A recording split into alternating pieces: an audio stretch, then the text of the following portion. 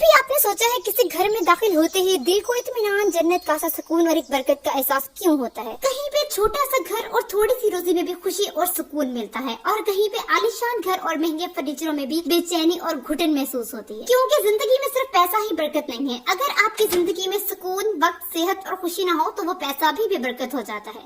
आज मैं आपको अपने जाती तजर्बों, बड़ों की नसीहतों और माशरे की गहराई से कुछ ऐसी आदतें बताने वाली हूँ जिसको अगर आप अपनी जिंदगी का हिस्सा बना लेंगे तो इंशाअल्लाह ताला आपकी जिंदगी अमन का गहवारा बन जाएगी, बरकतों, सुकून और खुशियों से भर जाएगी। सबसे पहली आदत, कोई भी काम शुरू करने से पहले बिस्मिल्लाह पढ़ने की आदत डाल लें। किसी भी काम की शुरुआत बिस्मिल्लाह से की जाती है ना तो वो बरकतों को घर में इनवाइट करता है। और मेरी तो ये इतनी कोई पक्की आदत बन चुकी है, कपड़े धोने से पहले, कुकिंग करने से पहले, घर से निकलते वक्त, खाना बनाने से पहले, मैंने गर्म दूध की देगची भी उठानी होती है तो उससे पहले भी बिस्मिल्लाह पढ़ती हूँ। जो कोई काम बिस्मिल्लाह पढ़ के शुरू किया जाता है ना तो वो इबादत बन जाता है, और न सिर्फ दुनिया में बल्कि आखिरत में भी उसका सवाब मिलता है। सेकंड नंबर पे जी, सदका देने की आदत डालें, चाहे थोड़ा सा ही क्यों ना हो। आपने अपनी इस्तिताअत, हैसियत और जेब को देख के सदका करना है। बस नीयत आपकी पाक और साफ होनी चाहिए। एक बात याद रखेंगे, सदका करने से माल कभी भी कम नहीं होता है बल्कि बरकतें बढ़ जाती हैं। एक स्माइल, एक पानी का गिलास या किसी का बोझ हल्का कर देना भी बरकत का सबब बनता है। थर्ड नंबर पे जी, शुक्र गुजारी की आदत डाल लें। हर हालत में अल्लाह का शुक्र अदा करना है। जब हम छोटी छोटी चीजों पे अल्लाह का शुक्र अदा करते हैं तो अल्लाह पाक हमें और ज्यादा अता करते हैं। यही पे ना हजरत मूसा अलैहिस्सलाम का एक वाकया मेरे ज़हन में आ गया। हजरत मूसा अलैहिस्सलाम ने हर रोज कोहे तूर पे जाके अल्लाह पाक से हम कलाम होते थे।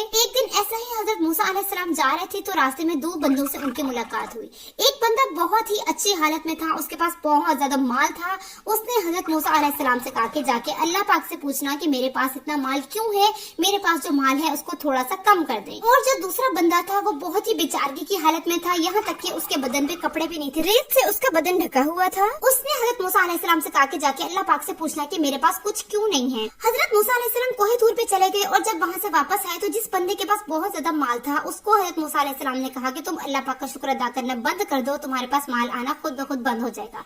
उस बंदे ने कहा कि मैं क्यों शुक्र अदा ना करूं, जब मेरे पास इतना कुछ है तो मैं उसका शुक्र अदा करूंगा। और दूसरा बंदा जो बेचारगी की हालत में था उसको हजरत मूसा अलैहिस्सलाम ने कहा कि तुम अल्लाह का शुक्र अदा करना शुरू करो, तुम्हारे पास माल खुद ब खुद आना शुरू हो जाएगा। उसने कहा कि मैं किस चीज का शुक्र अदा करूं, मेरे पास है ही क्या जिसका मैं शुक्र अदा करूं। उसी टाइम हवा का झोंका आया और उसके बदन के ऊपर जो रेत थी उसको भी उड़ा के ले गया। इस वाक्य का मतलब ये कि अगर आप सुकून से सांस ले रहे हैं, आपके जिस्म में कोई बीमारी नहीं है, आप सुकून की नींद सो रहे हैं तो उसके लिए भी अल्लाह का शुक्र अदा करें। और आप जितना शुक्र अदा करेंगे इंशाअल्लाह ताला अल्लाह पाक आपको उतने ज्यादा माल और बरकत से नवाजेंगे। फोर्थ नंबर पे जी, आपने सुबह जल्दी उठना है और फजर की नमाज के बाद नहीं सोना। जो फजर की नमाज के बाद सोता है उसके घर में भी बरकती आती है, उसके वक्त में भी बरकती आती है, उसके रिस्क में भी बरकती आती है। तिरमिज़ी में नबी पाक की एक हदीस का मफहूम है कि अल्लाह ने मेरी उम्मत के लिए सुबह के वक्त में बरकत रखी है। और इस चीज को तो मैं पर्सनली एक्सपीरियंस कर भी चुकी हूँ, जो कि मैंने अपनी पिछले वीडियो में आप लोगों के साथ डिटेल से शेयर किया था। जिस दिन से मैंने फजर की नमाज के बाद से सोना छोड़ा है, मैंने पर्सनली बरकतें अपनी जिंदगी में देखी हैं, मैंने अपनी जिंदगी को बदलता देखा है।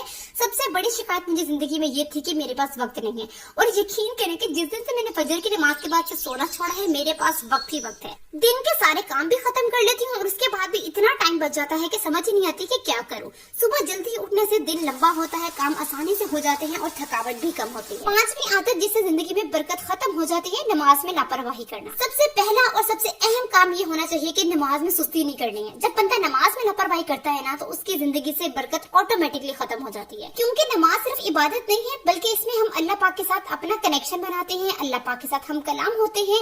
नमाज पढ़ के ना सुकून से बैठ जाया करें और हाथ उठा के अल्लाह पाक से ढेरों दुआएं मांगा करें, दिल की बातें किया करें, अपने दिल की ख्वाहिशें अल्लाह पाक के सामने रखा करें, रोया करें, गिड़गिड़ाया करें और अल्लाह पाक से खैर और बरकत वाली जिंदगी की दुआ मांगा करें। छठी आदत ये कि जो औरतें चाहती हैं ना कि उनके शोहर की कमाइयों में बरकत आ जाए, शोहरों की इनकम में इजाफा हो जाए, तो मगरिब की नमाज के बाद सूरत वाक़िया लाज़मी पढ़ा करें। एक मर्तबा बस मगरिब की नमाज के बाद सूरत वाक़िया पढ़ने की आदत डाल लें, इसके बाद आप खुद अपनी जिंदगी बदलती हुई देखेंगे। सातवें नंबर पे जी, जब आपकी जिंदगी में रिज़्क़ हलाल होता है तो सुकून खुद ब खुद आता है, रोजी में बरकत होती है। सूद और हराम की कमाई जिस तरह से आती है उस तरह से निकल जाती है, बरकतें खत्म हो जाती है, पता ही नहीं चलता कि कहाँ से कमाई आ रही है और कहाँ पे कमाई जा रही है। जितना भी कमाई ना बस हलाल कमाई। ये छोटी छोटी सी सुन्नतें हैं जिनका हमारी जिंदगी पे गहरा असर होता है। बस इन आदतों को आप अपनी जिंदगी का हिस्सा बना लें, फिर देखना इंशाल्लाह ताला आपके माल में बरकत, आपकी जिंदगी में सुकून, वक्त, सेहत और खुशियाँ ही खुशियाँ होंगी। आपकी जिंदगी अमन का गहवारा बन जाएगी। जाएगी। आप अल्लाह पाक को याद रखेंगे तभी अल्लाह पाक भी आपको याद रखेंगे, वरना रोजी रोटी तो हर किसी की जिंदगी में है ही, बस बरकतें किसी किसी की जिंदगी में होती हैं। अगर मेरी आज की वीडियो से आप लोगों को कुछ भी सीखने को मिला है तो लाइक करें, कमेंट करें, शेयर करें, और अगर मेरे चैनल पे न्यू है तो सब्सक्राइब करें। मुझे तो इजाजत, मिलते हैं नेक्स्ट वीडियो में। अल्लाह हाफिज।